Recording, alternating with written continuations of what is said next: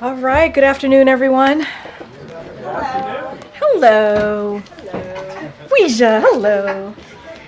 Okay, I have a couple things at the top and then we'll get going. So, as you all know, this afternoon, President Biden and the First Lady will host an event to commemorate the 12th anniversary of the Deferred Action for Childhood Arrivals program, better known as DACA. Over the last 12 years, DACA has provided more than 800,000 dreamers with the ability to work lawfully, pursue an education, open businesses, and contribute their enormous talents to make our communities better and stronger. While Congress has failed to act on the reforms President Biden presented on his first day of his presidency, the Biden-Harris administration vigorously defended DACA in court and extended Affordable Care Act coverage to DACA recipients. Now, later today, less than an hour, today, President Biden will announce that the Department of Homeland Security will take action designed to help U.S. citizens with non-citizen spouses keep their families together. This new process will help certain non-citizen spouses and children apply for lawful permanent residency, a status they are already eligible for without having to leave the country. Additionally, President Biden will announce that the administration will facilitate the employment visa process for those who have graduated from college and have a high-skilled job offer, including DACA recipients and other dreamers. Think about the stability this will bring to so many American families across the country. These measures will help keep American families together and allow more young people to contribute to our economy and our country. The Biden-Harris administration is committed to taking action within its authorities to secure our border and ensure that our immigration system is more fair and more just. As you all remember, 2 weeks ago, President Biden announced additional actions to secure our southern border after congressional Republicans twice voted against the toughest and fairest set of reforms in decades. And while we are still in the early phase of implementation, encounters in between ports of entry are down and repatriations are up. However, we know that only Congress can deliver the additional personnel, resources, and policy changes needed to secure our border. And only Congress can deliver the comprehensive reform of our immigration and asylum laws that is needed to secure our border and make our immigration system work. We'll continue to call on lawmakers to do just that. Next, I also wanted to quickly address the extreme heat wave that we are seeing across the country. We know that extreme heat can be dangerous, which is especially true for older adults and people with underlying health conditions. We encourage everyone experiencing extreme temperatures this week to check in on their neighbors, drink plenty of water, and look for cooling centers if needed. Stay alert, listen to local officials and weather alerts, and visit heat.gov for more information on how to stay safe.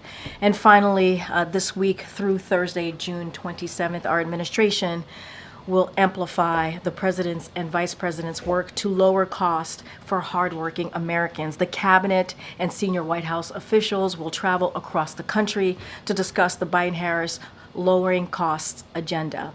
From healthcare and housing to gas prices and groceries, we will lay out the full scope of the Biden-Harris lowering cost agenda in new products and speeches and make clear that congressional Republicans are putting the wealthy and the big corporations first with an agenda to raise costs for hard-working families. You all should have a full list of events through next Thursday in your inbox, and I know you all will look forward to those events across the country. With that, Jeremy, it has been a long time. Jeremy, Josh. It has been a long time. Too long. It has been too long. I forgot your name. Okay. No, you know I love you, Josh. It has indeed been a long time. I was thinking about my Jeremy in the back. So anyway, whatever. Things are happening. It's good to see you. It's good to see you. Good to see you. Two subjects. Yes.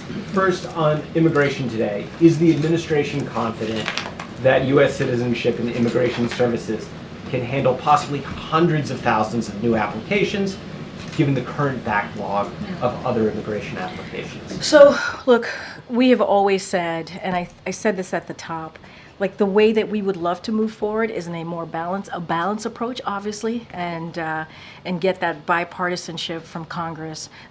The first day of his administration, as I've already stated, and I've stated this many times, we wanted to see a comprehensive immigration process, a legislation. That's what the president put forward. He wanted to see that. Congress never moved. And when they did decide to move on something, we worked in a bipartisan way. The former president told Republicans in Congress, Republican senators more specifically, and told them, don't move on this. Don't move on this because it's going to hurt me and help Joe Biden. And we had a bipartisan approach, which would have made the immigration system more fair and tougher, and we didn't move in that way.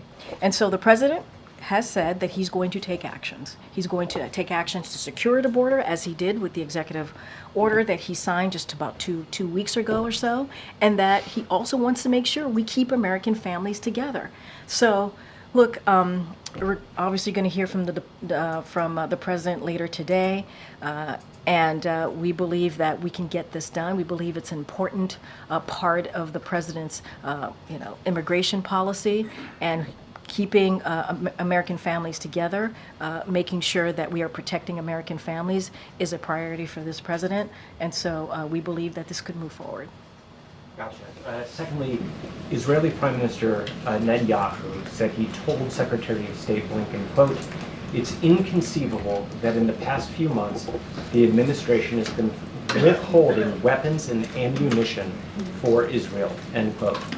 There was a shipment of bombs paused in early May at the start of the Rafah offensive, but has the administration been withholding weapons and ammunition for months, like Netanyahu seems to be saying? Let me just start off by saying that we generally do not know what he's talking about.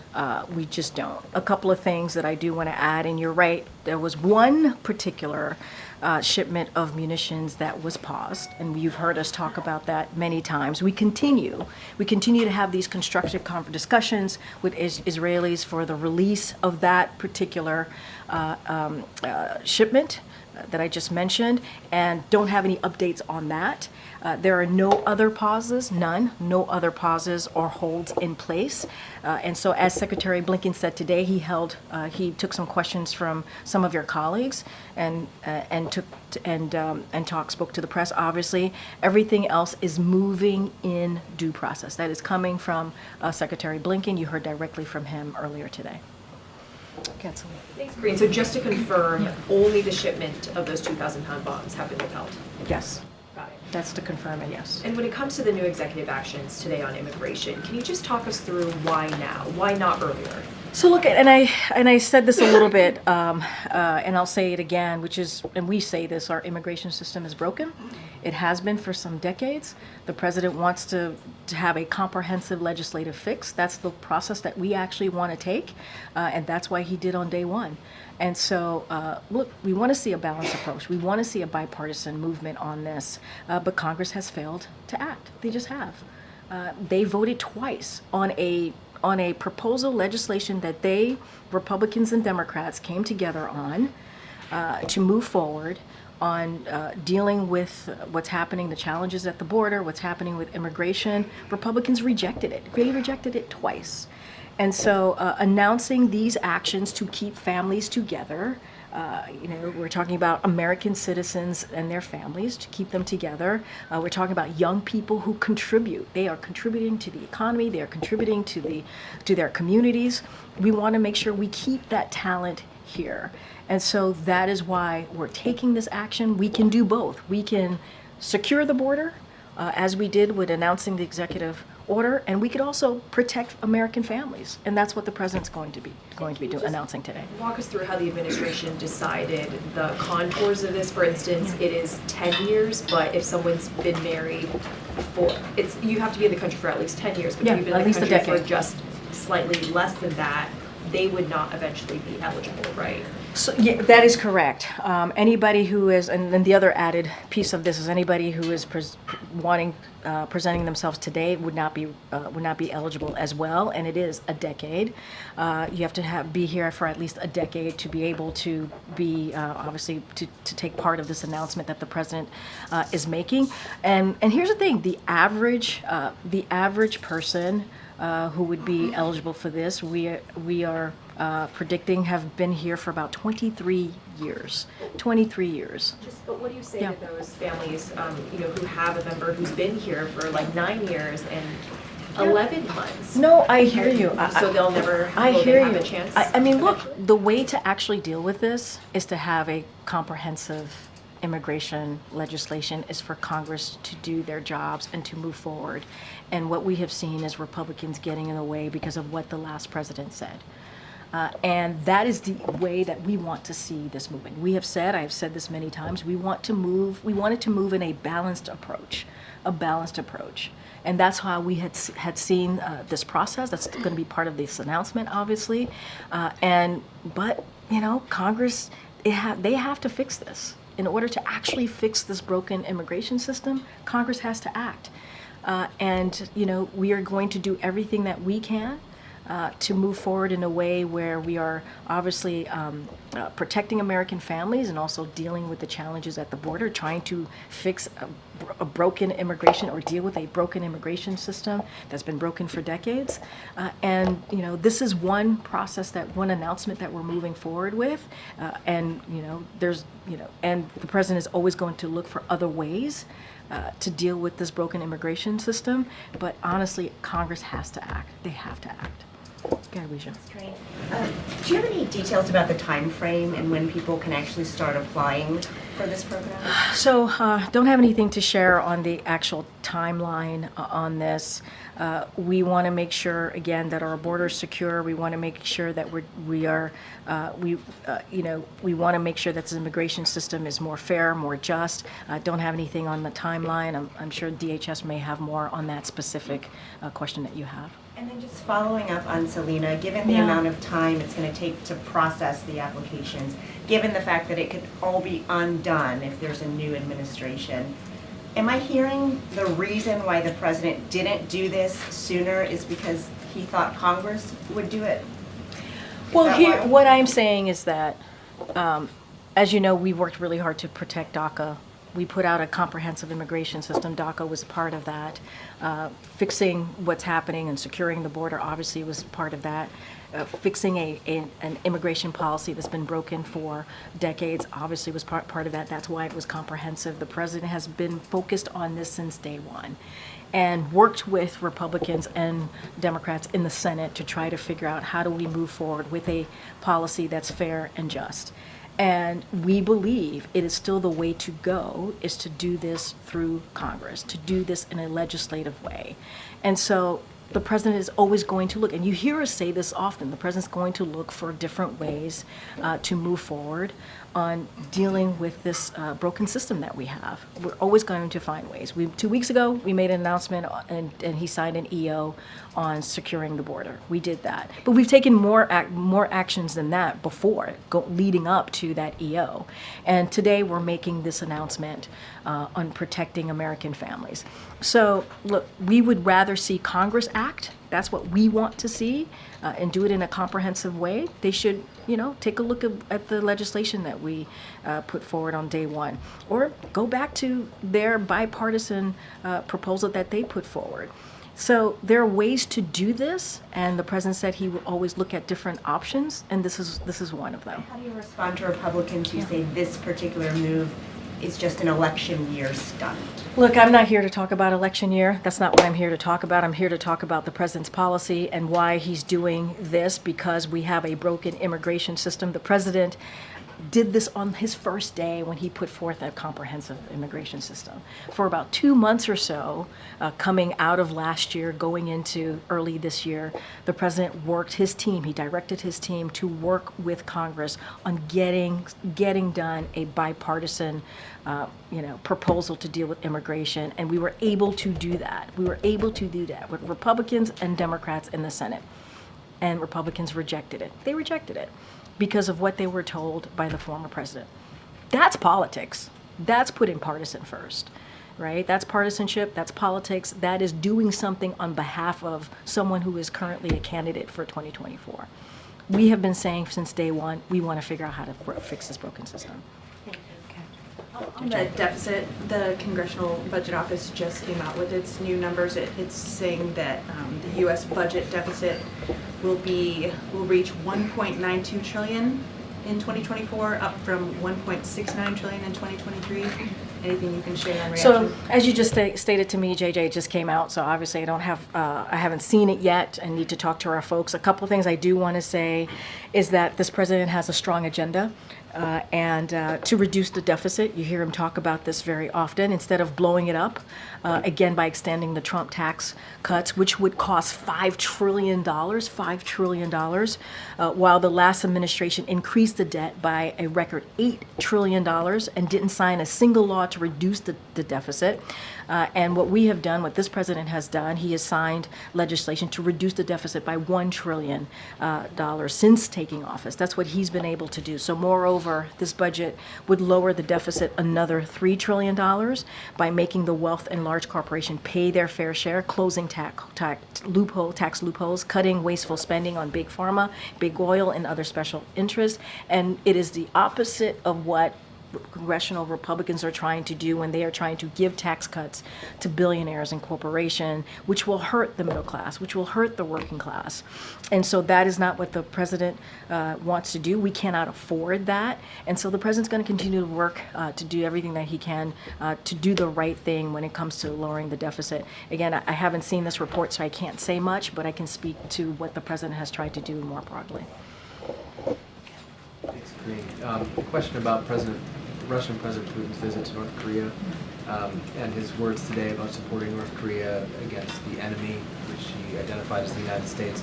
What's the White House's response to that, and to what extent are you concerned, or more concerned now after what he said about what Russia would like to So do? just a couple of things. I know that he is in the DPRK today, and then he's going to go to Hanoi in the upcoming weeks. My NSC colleague spoke to this just a little bit yesterday. So, deepening cooperation between Russia and the DPRK is a trend that should be of great concern to anyone interested in maintaining peace and stability in the Korean Peninsula, upholding the global non-proliferation regime, abiding by the UN Security Council resolutions, and supporting the people of Ukraine as they defend their freedom and their independence against Russia's aggression and obviously Russia's invasion. This is something we have been warning about for some time, as DPRK's provision of weapons to Russia has helped enable Russia's brutal war in Ukraine. So we noted that Putin and Xi joint statement last month called for all sides to reaffirm that political and diplomatic means as the only way to resolve issues on the Korean Peninsula. We hope this is a message that Putin will convey to Kim in their discussion. As we have said before, we don't believe any country should give Mr. Putin a platform to promote the war of aggression that we are obviously currently seeing in Ukraine. And Russia, we believe, is blatantly violating the UN Charter and working to undermine the international system. And so, this is something obviously that we're watching very closely, and we continue to do so. And what about flowing the other way? What concerns does the White House have about support that Russia may provide to North Korea? I mean, look, that is obviously something that we are concerned with as well. It goes both sides, both ways. Obviously, with Putin, we are seeing this invasion in Ukraine, and so any collaboration in helping Putin do this, Mr. Putin do this, is something that we are again deeply concerned about.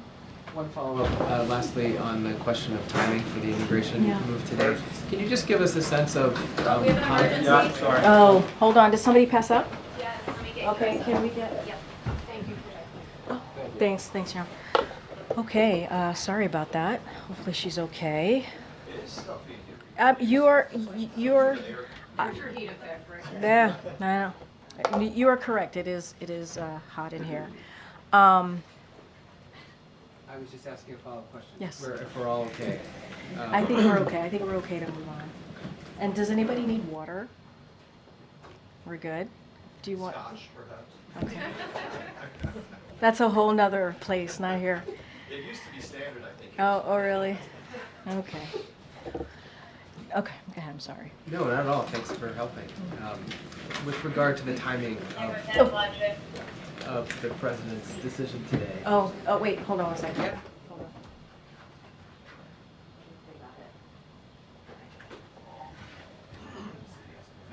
on. Okay.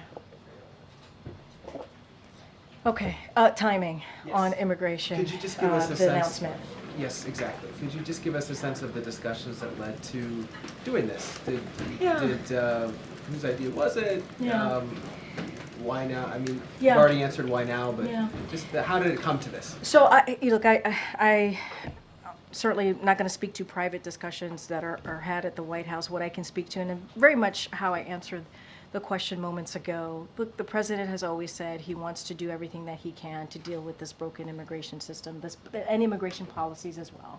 You heard us talk about DACA. That's something that happened back in 2012 when it was Obama-Biden administration, and how we, from the beginning of this administration, we've tried to protect and fight for DACA, and we continue to do so, right? So there is a history, if you will, about the president wanting to protect American families, wanting to protect American citizens, and this is what you see in this announcement, and making sure that people who have been here. I said on the average, there's some folks who've been here for 23 years, and when you separating them is kind of a cruel thing to do, right? And these are people who have contributed to our economy, contributed to communities across the country. And this is very different than what we saw from the last administration. The last administration literally separated families, babies, from their parents, from their fathers, from their mothers, and it was cruel.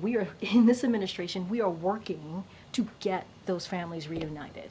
And so we want to make sure that we're securing the border. We want to make sure that we're doing everything that we can to do that.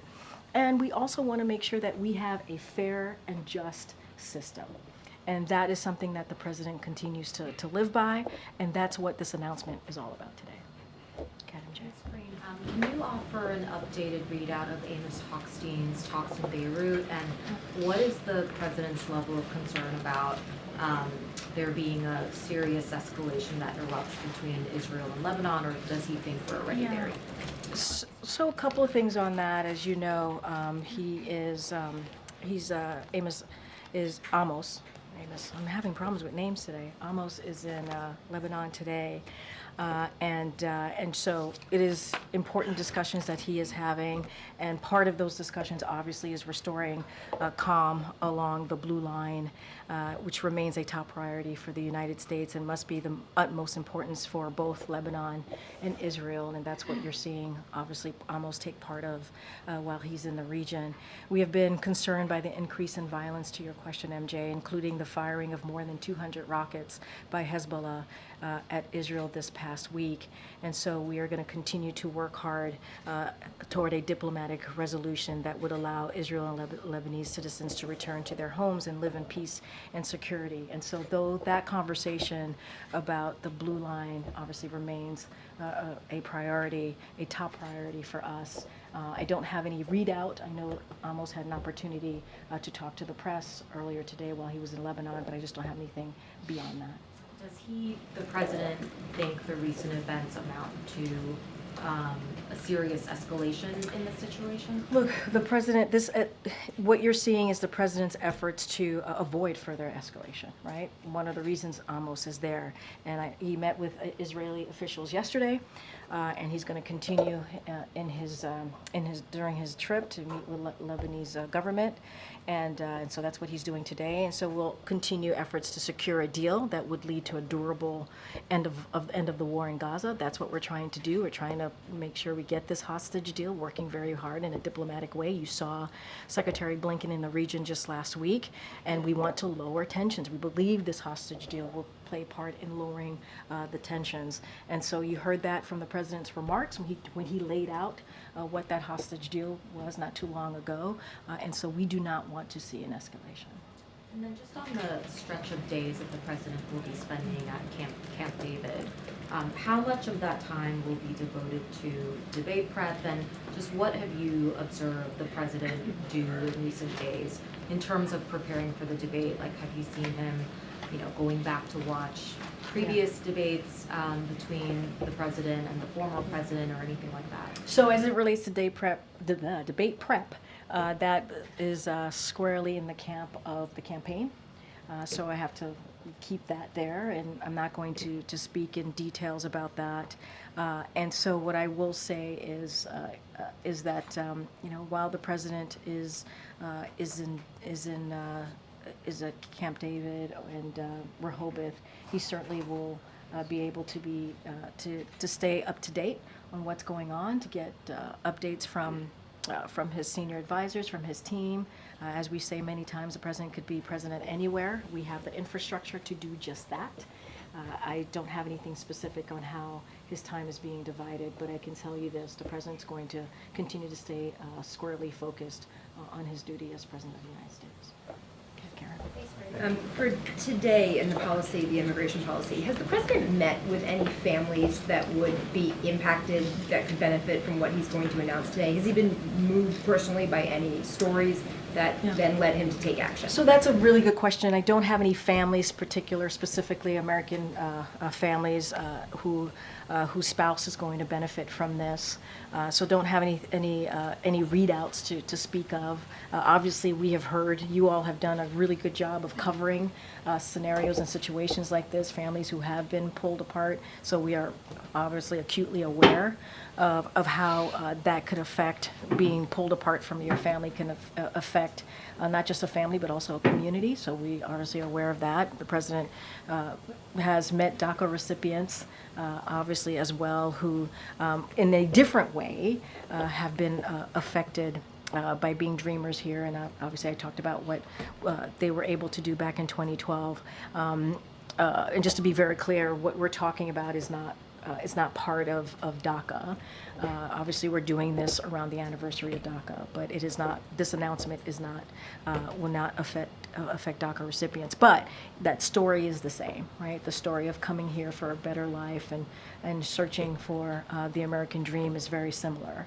And the president's going to continue to make sure that we fight to protect American families and certainly to keep them together. Will there be an audience today for the remarks? Anybody there that will be impacted by So this? there will be more than 200 people in the audience today. I don't have a list of particular people who will be affected by this. If we do, we certainly will share that with all of you as we normally do. I just don't have anything at this moment, at this time. Go ahead, Kelly.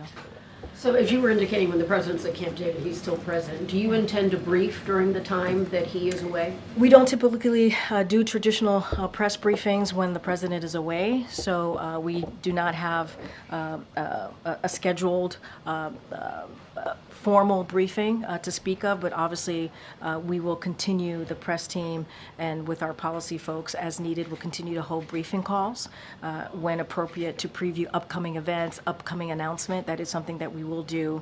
And if you all have any questions, we will be here to answer any of those questions. We would request that you would brief because it's working days even if the president is away. You guys want to continue seeing me? We want to see you, yes. Oh, It's man. several days. On the issue of immigration, do you view today's executive order as sort of a counterweight to the asylum measure that the president signed? You know, I wouldn't look at it that way. I really wouldn't. I think, and this is what I've been trying to say while I've been up here, it's like this system is broken. More broadly, it is a broken system, right? We're seeing the challenges at the border. We're seeing immigration policy that has not been revamped for some time, and the president wants to address that. And we can do the EO and deal with the border security and secure the border in that way, and also make sure that American families are not broken up, right? Make sure that people who have been contributing to our economy, to communities, have an opportunity here.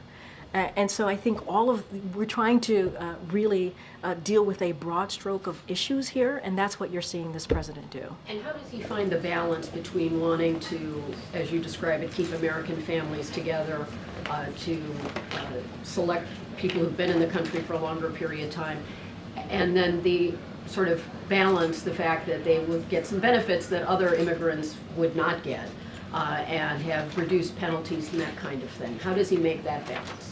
Well, so say a little bit more.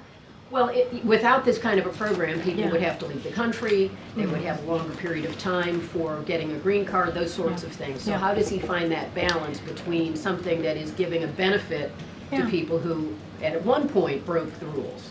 I mean, look, here's the thing. The eligible population is limited, so we have to remember that. Individuals who arrive now are not eligible, right? So we did try to give this a scope, if you will. And we can't forget, those who are eligible have been here for 23 years, in the U.S. for 23 years. And they are, that spouse obviously is married to someone who's an American citizen. And they probably have children here, some of them, right, who are American citizens because they were born here. And so, look, we're going to continue to take steps to crack down on smugglers, right? We're going to continue to take steps to secure the border, and so that is something that we're certainly going to focus on. But I think to answer the question in a more broader sense, the immigration system is broken. It is broken. It has been broken for decades, The president on day one wanted to get ahead of that or try to fix that, move that forward by putting forth a broken immigration system. The announcement today does not take away from the fact that the immigration system is broken. And it does not take away from the fact that Congress needs to act. And we want to see a balanced approach. We want to see a bipartisan approach to this. And they can do it. They can certainly do that. Just following up on immigration, when you were asked about timing earlier, you were mentioning the president prefers to work with Congress. Why not earlier this year, for example, or late last year? I know the bipartisan Senate bill was being worked on, but that didn't include parole in place for spouses or anything for DACA recipients. Yeah, I mean, look. It seems different. I hear you. Look, there's been many phases of this, obviously. There was first the comprehensive immigration proposal legislation that the president introduced day one, right? And then he's taken actions, right, from that moment until the bipartisan discussion was happening in Senate. Like, he's taken multiple actions, right? And then we had an opportunity late last year, early this year, to do that in a more balanced approach, right? To do that in the Senate with both Republicans and Democrats. So the president took that opportunity and directed his team to have those conversations. And we believe at that time what the proposal that was being put forward was going to be fair, tough but fair. And I would say since then, since it was rejected by Republicans twice, the president has looked at every option. And we say that. We say that many, many times. We look at all options. And we try to figure out how we can move forward with these different options in different ways. And look, with the EO to secure the border, this is something that majority of Americans wanted to see, right? No, right, I understand that. But the Senate bill seems separate than what's being announced No, today. and I'm agreeing with you. So I'm trying to understand the impetus and why now but for I'm the actions agreeing today. with you. There's been many iterations of different ways to move forward in dealing with a broken immigration system. The first one was a comprehensive plan that the president himself put forward. And then he took actions, right? He took other actions between that moment, until we got to the Senate and their bipartisan proposal. And that was different. You're right. It is very different than what you're seeing here. The president has always said, remember, he's taken executive actions before. He took one very recently, and he's looking at every way to figure out how we can have policy that's also fair. We've always said that our immigration policy needs to be fair and just. We've always said that. And we've taken different approaches, we've taken different action. This is the announcent for today. Is it fair to say you wanted to sign the executive order on the border before doing something like this for those? I'm not going to get into that. I think we know, right, for some time, that what we're seeing at the border is dynamic. We saw that, right? That it was important to deal with the challenges of the border. So the president acted on that. And we've always said that we need an immigration policy that's more just, that's more fair. I mean, let's not forget, this is a president that was part of the DACA, right? Dreamers getting a shot here and being able to stay and get work permits. That happened in 2012. So there's nothing unusual, I think, of where we are today than where the president has stood for some time, more than a decade.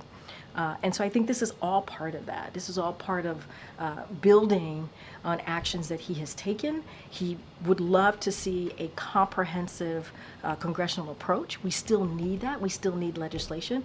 And so he'll continue to work on that. Okay, Michael.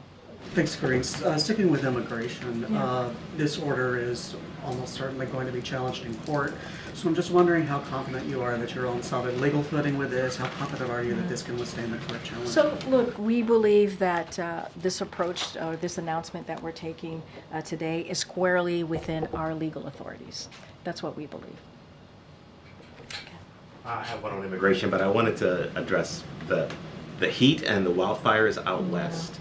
How closely is the White House watching those wildfires, and is there any concern about the sort of early start to wildfire season? And I appreciate the question because I think it's really important. The president and his team are obviously closely monitoring the wildfires in California and also in New Mexico, and he has directed his team to do everything that they can to support state and local efforts to contain and suppress the fire.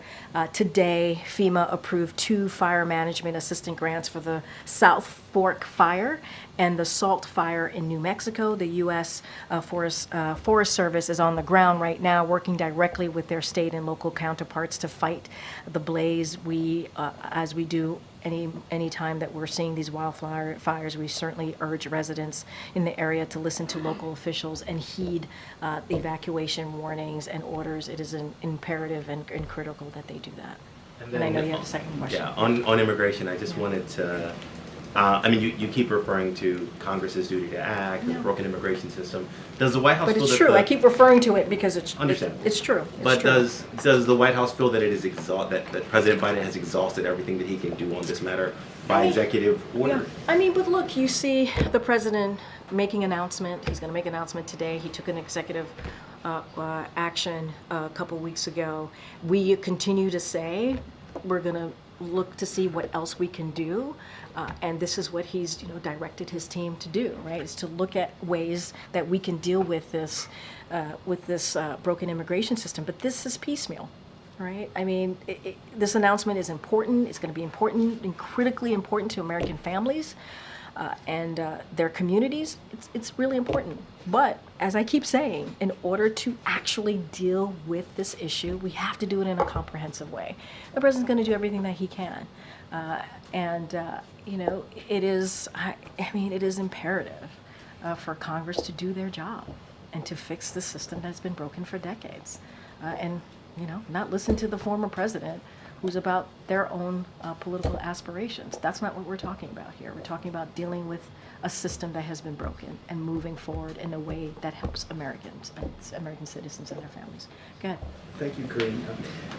Going back to Prime Minister Netanyahu's comments earlier, he made this pretty blistering statement in English, posted it to social media for consumption by American English language media not long after his war cabinet collapsed, or he had to pull down his war cabinet.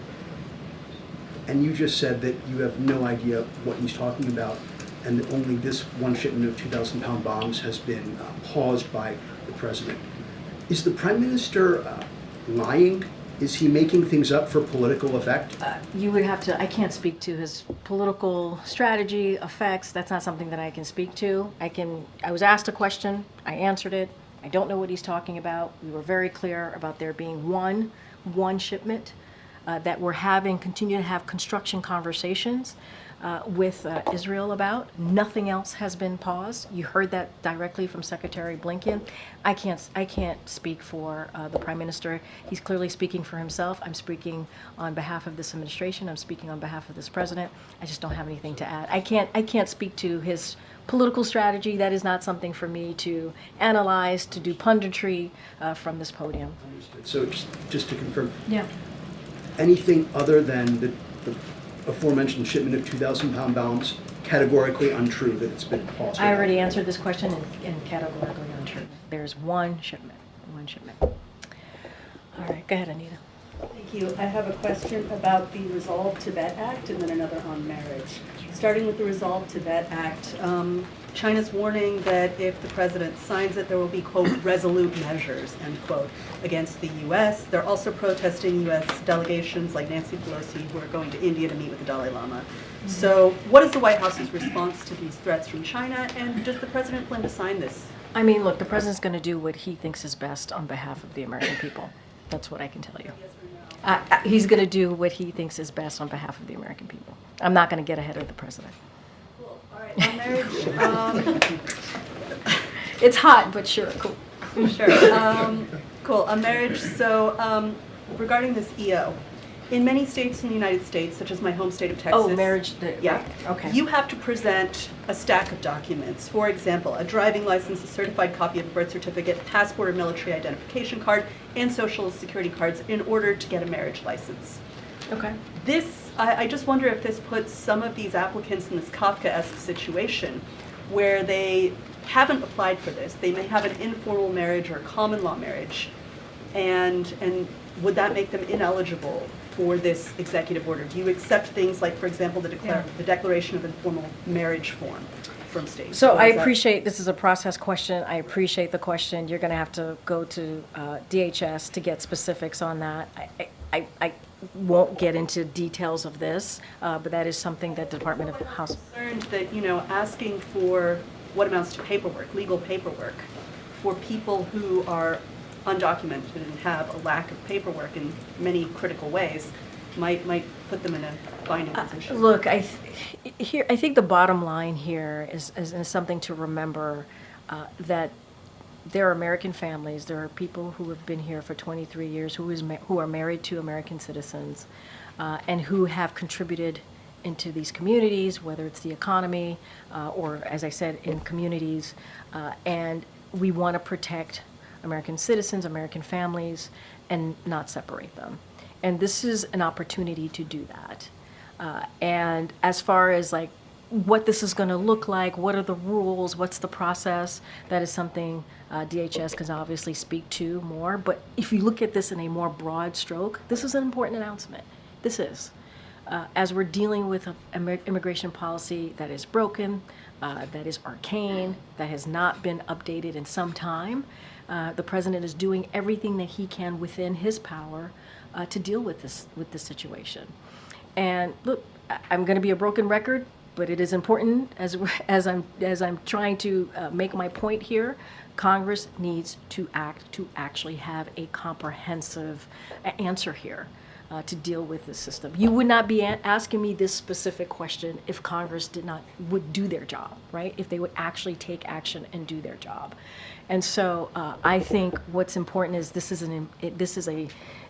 announcement is going to matter. It is going to matter to American citizens who are here and have a spouse who have been here for more than a decade, participated in the economy, participated in their community, and I think that's important.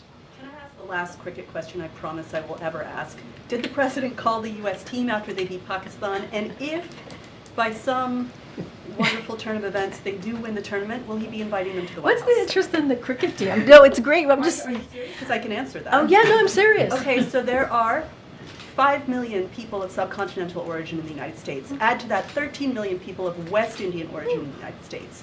You may see us everywhere. Yeah. But in terms of sports icons, we're thin on the ground. Okay. To see them with the word USA on their chests, that's pretty dope. Beating the British at their own game, Yeah. Super satisfied. Now that's cool. Now that's yeah, cool. It's a decolonization metaphor wrapped That's in cool. sports. So like we said yesterday, we certainly congratulate the U.S. Cricket team. Obviously, what they have been able to accomplish is meaningful to many people like yourself. Well,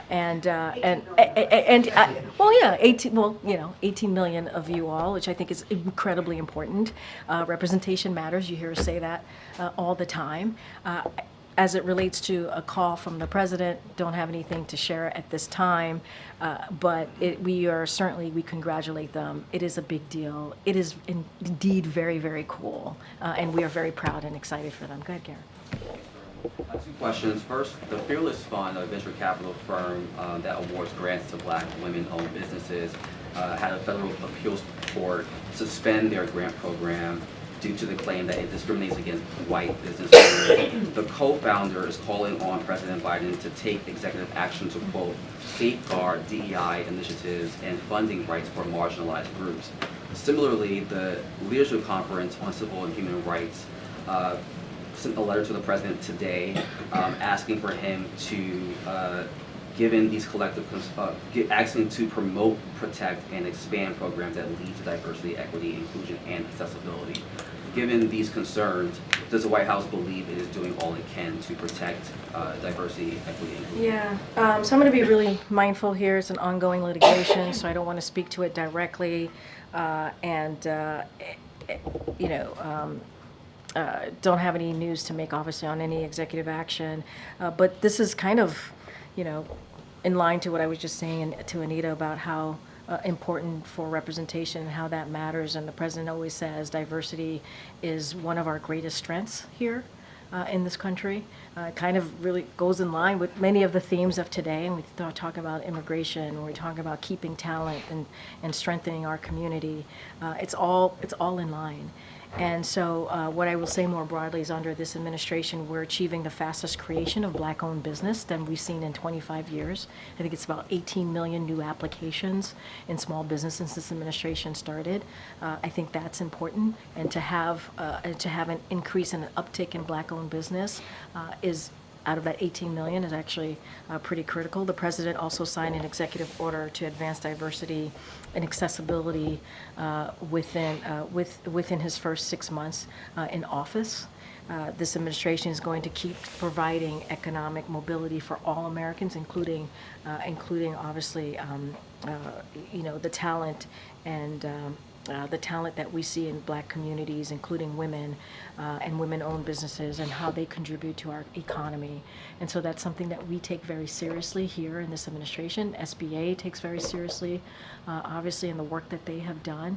And diversity is certainly one of our greatest strengths, which is something that the president says over and over again. Has the White House been in contact with the Fearless Fund at all? It's have we been in contact with the Fearless Fund? I don't have any calls or meetings to speak to, and we're just going to be super mindful, as I just stated at the top in answering your question. This is an ongoing litigation, so we want to be super careful here. Sure. Given the president's actions on marijuana reform, does the White House have a response to Maryland Governor Wes Moore pardoning 175,000 marijuana convictions, which has been hailed as a major racial justice effort? So we certainly welcome the news, and it builds on the president's work to reform how nations approaches marijuana. And the president has said, he called, for governors to do their part and to take action. So this is welcomed, as I just stated. And, in addition to rescheduling, the process to reschedule marijuana, the president has been clear that no one should be in jail just for possessing marijuana. And he has a record number of pardons for prior federal offenses of simple possession and use of marijuana. And he will continue to urge all governors to do the same. And so we see that in Maryland, we saw that in Massachusetts, we saw that in Oregon. And so he commends and welcomes certainly this news. On heat waves, climate experts... Sorry, can you start from the beginning? On the heat waves, according to climate experts, to advocacy groups, these heat waves are going to become more frequent, last longer, start earlier. is the federal response and relief system adequately equipped to deal with this threat? So look, we are doing everything that we can to deal with what we're seeing, the heat wave, and you've heard us talk about climate change, and the president has taken certainly strong actions, progressive actions to deal with climate change. You see that in the Inflation Reduction Act, which is the biggest legislation to actually deal with climate change. But the president is going to continue to work in lowering cooling costs. I think that's important, and keep Americans safe from extreme temperatures. A couple things that I just want to lay out. HHS launched a nationwide effort to help local officials identify communities most vulnerable to extreme heat and target resources to those communities. The Department of Labor is using all of its existing tools to protect workers from extreme heat. Since 2022, they have conducted over 5,000 federal heat-related inspections, and we have provided billions of dollars to cities nationwide to help build resilience against climate impacts like heat wave, including by expanding access to cooling systems for public housing residents. This is why the Inflation Reduction Act, which by the way only Democrats voted for it, was so critical and so important in providing those types of resources as well. I think I have to, go ahead, Jared, I know I have to wrap it up. Follow up to something that came up yesterday when you were asked about the president making comments about potential Supreme Court nominations. I was just curious, unrelated to the campaign, how far along is the president kind of thinking about who he'd want to nominate in the event that he has more nominations? Wow, that's I mean, that's way into brought the it future. up he brought it up sort of in the campaign, but is it something he's thinking about? I mean, look, as you said, you heard directly from the president. He brought it up in a campaign stop, obviously, this weekend in Los Angeles. I don't have anything more on the president's thinking or a list for you all at this time. But I guess what I like to say is stay tuned. Stay tuned. All right, everybody. Thank you so much. Thanks, Karine.